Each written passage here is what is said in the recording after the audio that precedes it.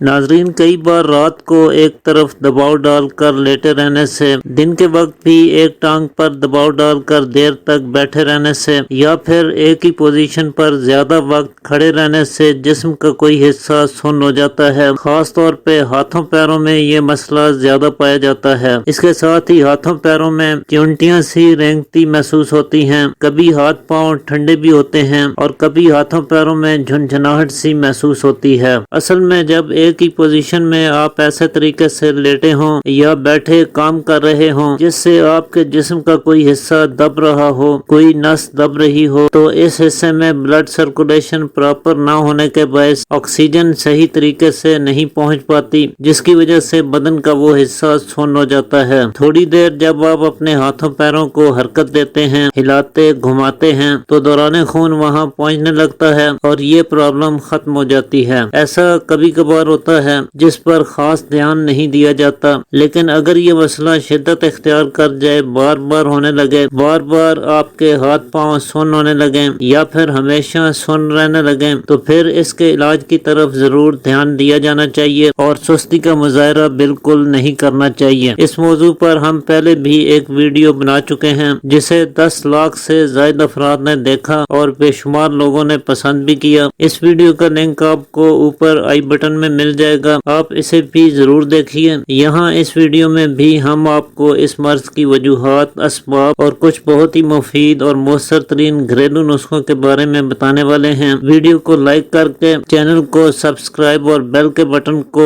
Press کر دیجیے تاکہ ہماری ہر نئی آنے والی ویڈیو سب سے پہلے آپ تک پہنچ سکے۔ ناظرین، ہاتھ پاؤں سن ہونے کی کئی ایک وجوہات ہیں، جن میں سے ایک بڑی وجہ جسم میں خون کی شدید کمی ہے، کیونکہ ہاتھ اور پیر جسم کے آخری کنارے ہیں۔ جب دل خون کو پمپ کرتا ہے تو خون کی شدید کمی کی صورت میں خون جسم کے آخری کناروں تک پراپر طریقے سے نہیں پہنچ پاتا اور ہاتھوں پیروں کی طرف دوران خون مناسب مقدار میں نہ ہونے کے باعث ہاتھ پاؤں سن ہونے لگتے ہیں۔ ایسی صورت میں ہاتھوں کی گرفت ڈھیلی ہوتی ہے، آپ مضبوطی سے کسی چیز کو پکڑ نہیں پاتے ہیں، بلکہ بعض دفعہ پانی سے بھرا ہوا جگ اٹھانے میں ہاتھ کام نہیں کرتے ہیں۔ چلتے وقت پاؤں جما کر رکھنا دشوار ہوتا ہے، چہرے اور جلد کی رنگت پھیکی پڑ جاتی ہے، جلد پر جھریاں اور رنکل دکھائی دیتے ہیں، کام کاج کرنے کو دل نہیں کرتا، بدن میں سستی، کاہلی اور کم ہمتی محسوس ہوتی ہے۔ چنانچہ ایسے میں آپ کو اپنا بلڈ لیول چیک کروانا چاہیے۔ اگر خون کی شدید کمی ہے تو ڈاکٹر کے مشورے سے آپ خون کی بوتل لگوا سکتے ہیں۔ اس کے علاوہ آپ انار یا گاجر کا جوس پئیں، انگور کا موسم ہو تو انگور خوب کھائیں، کھجور، کشمش یا انجیر، ان میں سے کوئی بھی چیز رات کو پانی میں بھگو کر رکھیں اور صبح نہار منہ کھا لیا کریں۔ خون کی کمی کو پورا کرنے کے لیے یہ انتہائی بہترین غذائیں ہیں۔ اس کے علاوہ ناظرین، بعض دفعہ کسی نس کے دب جانے کے باعث یا نسوں کی تنگی اور بلاکج کی وجہ سے بھی بلڈ سرکولیشن میں خلل واقع ہو جاتا ہے اور ہاتھ پاؤں سن ہونے لگتے ہیں۔ خاص طور پہ جن لوگوں کو کولیسٹرول کی زیادتی کا سامنا ہے، ایسے لوگوں میں ہاتھ پاؤں سن ہونے کے علاوہ نسوں میں سوجن یا درد کی شکایت بھی ہو سکتی ہے۔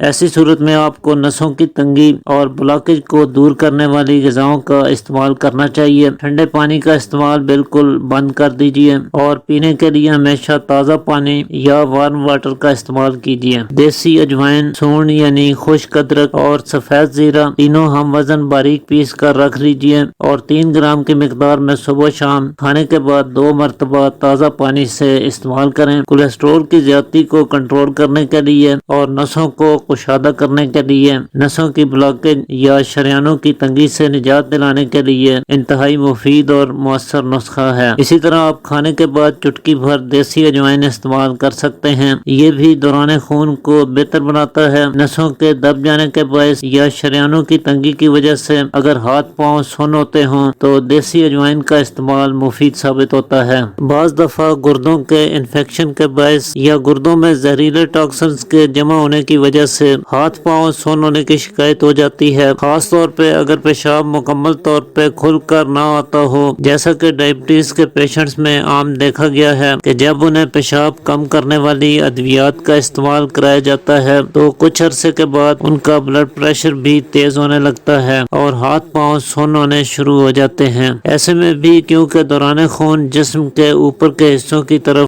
یعنی دماغ کی طرف بڑھ جاتا ہے اور پیروں کی طرف کم ہو جاتا ہے، جس سے خاص طور پہ پاؤں سوننے لگتے ہیں۔ اس وقت اگر پیشاب آور غذاؤں کا استعمال کرایا جائے جس سے 2-4 بار پیشاب کھل کر آ جائے تو گردے ڈیٹاکس ہوتے ہیں، فاضل مادے پیشاب کے راستے خارج ہو جاتے ہیں، بلڈ پریشر بھی نارمل ہو جاتا ہے اور ہاتھ پاؤں سوننے کی شکایت بھی رفع ہو جاتی ہے۔ چنانچہ ایسی صورت میں کھیرے کا استعمال کرنا چاہیے۔ کھانے کے ہمراہ کھیرے کو یا مولی کو سلاد کے طور پہ استعمال کرنا۔ سبزیوں میں سے توری اور کدو کا استعمال کیجیے۔ پھلوں میں سے خربوزہ گردوں کو صاف کرنے کے لیے بہترین غذا ہے۔ اسی طرح تربوز کا کھانا بھی انتہائی مفید ثابت ہوتا ہے۔ مغز خیارین یعنی کھیرے کے بیج 1 چمچ، مغز خربوزہ یعنی خربوزے کے بیج 1 چمچ، سونف 1 چمچ اور سفید زیرہ 1 چمچ لے کر انہیں 2 کپ پانی میں جوش دیجیے۔ جب پانی 1 کپ کے قریب رہ جائے تو چولہے سے اتار کر فلٹر کریں اور حسب خواہش کوزہ مصری سے میٹھا کر کے نوش فرمائیں۔ روزانہ صبح و شام دن میں 2 مرتبہ کھانے سے آدھا گھنٹہ پہلے استعمال کریں۔ اس کے استعمال کرنے سے پیشاب کھل کر آتا ہے، گردے صاف ہوتے ہیں، بلڈ پریشر کو نارملائز رکھنے میں مدد ملتی ہے اور ان علامات کی وجہ سے ہونے والے ہاتھ پاؤں سوننے کی شکایت دور ہو جاتی ہے۔ البتہ ڈائبٹیز کے پیشنٹس کو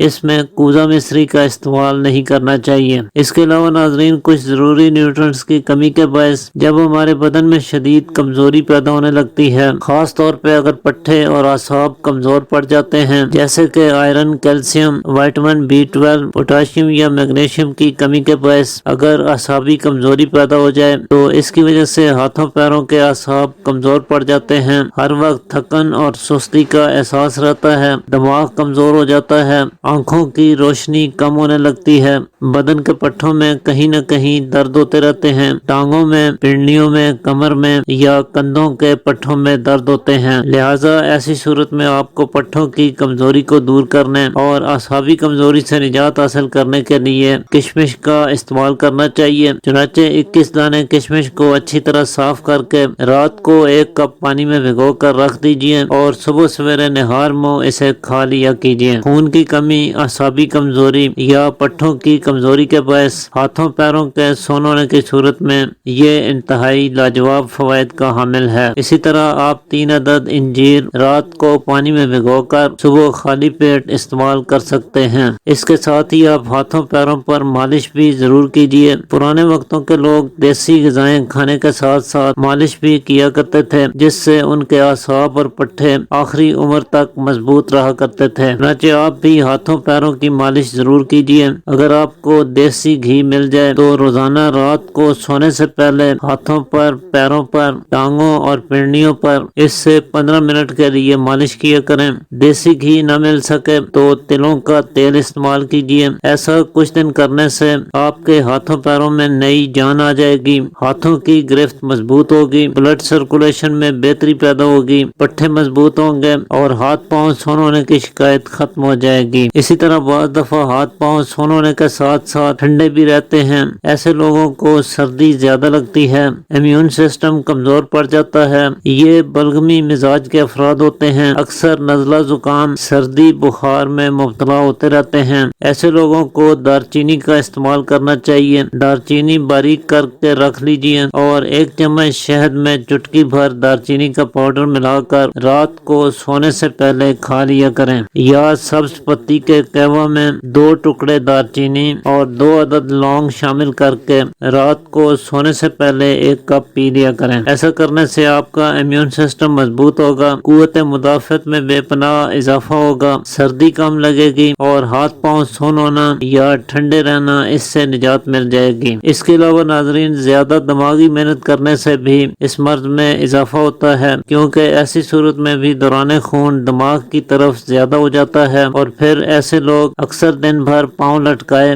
دیر تک ایک ہی جگہ بیٹھے رہتے ہیں، جس کی وجہ سے ہاتھ پاؤں سوننے کا مسئلہ پیدا ہوتا ہے۔ اس لیے جو لوگ دن بھر بیٹھے کام کرتے رہتے ہیں، ایسے لوگوں کو کسی نہ کسی فزیکل ایکٹیویٹی میں ضرور شامل ہونا چاہیے۔ مارننگ واک کریں، ہلکی پھلکی ایکسرسائز کریں یا پھر کوئی نہ کوئی گیم ضرور کریں۔ تمباکو نوشی سے، شراب نوشی سے مکمل پرہیز رکھیں۔ کیفین کا استعمال کم سے کم کریں، یعنی چائے کافی کم پئیں۔ جسم میں یورک ایسڈ کے لیول کو کنٹرول میں رکھیں۔ میٹھے اور نمک کا استعمال بھی ضرورت سے زیادہ نہ کریں، تو انشاءاللہ آپ کو ہاتھ پاؤں سوننے کا سامنا کبھی نہیں کرنا پڑے گا۔ آج کے لیے اتنا ہی ناظرین، امید کرتا ہوں آج کی ویڈیو آپ کے لیے مفید ثابت ہوگی۔ اسی کے ساتھ اجازت